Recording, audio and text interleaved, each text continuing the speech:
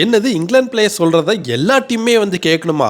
நேற்று முடிஞ்ச 4th test 5th டேல வந்து இந்தியா வந்து எப்படியோ ட்ரா பண்ணணுன்ட்டு போராடி வந்து எந்த ஒரு விக்கெட்டுமே இழக்காமல் சூப்பராக வந்து ட்ரா பண்ணுறதுக்காக ஆடி 4th விக்கெட்டுக்கு ரவீந்திர ஜடேஜான் வாஷிங்டன் சுந்தர் வந்து 80s 90ஸ்ல ஆடிட்டு இருக்கும்போது பென் ஸ்டோக்ஸ் சரி இனிமே வந்து நம்ம ஜெயிக்க முடியாதுங்கன்னு தெரிஞ்சோடனே சரி மேட்சை முடிச்சுக்கலான்னு வந்து கை கொடுக்க வந்தாங்க. அந்த ஜடேஜா இல்லைன்னு சொன்னோடனே வந்துச்சு பாருங்க பென் ஸ்டோக் அண்ட் எல்லா இங்கிலாந்து டீம்ஸ்க்கு ஒரு கோவமாக இல்லாட்டி அந்த ஈகோ அப்படியே ஏறி வேணுன்ட்டே அதை எப்படி நாங்கள் சொல்லி வந்து நீங்கள் கேட்கலங்கிற மாதிரி வந்து போயிடுச்சு. கடைசியில் நீ வந்து 100 தானே அடிக்கிற, இந்த ஹாரி ப்ரூக்கெல்லாம் நீ வந்து 100 அடிக்கிற, அப்படி அடிக்கணுமாங்கிற மாதிரி வந்து கேட்குறாங்க. பட் இது வரைக்கும் அவங்க அடிச்சது என்ன, சும்மா அவ்வளோ சூப்பரான பவுலர்ஸ்லாம் ஃபேஸ் பண்ணி இன்னிங்ஸை சூப்பராக பில்ட் பண்ணி வந்து கொண்டு வந்தாங்க. ஜடேஜன் வாஷிங்டன் சுந்தர் இந்த ஓவர்சீஸ்லாம் செஞ்சுரி அடிக்கிறது அவ்வளோ ஈஸியாக இந்த மாதிரி சான்ஸை வந்து யாராச்சும் வந்து விடுவாங்களா?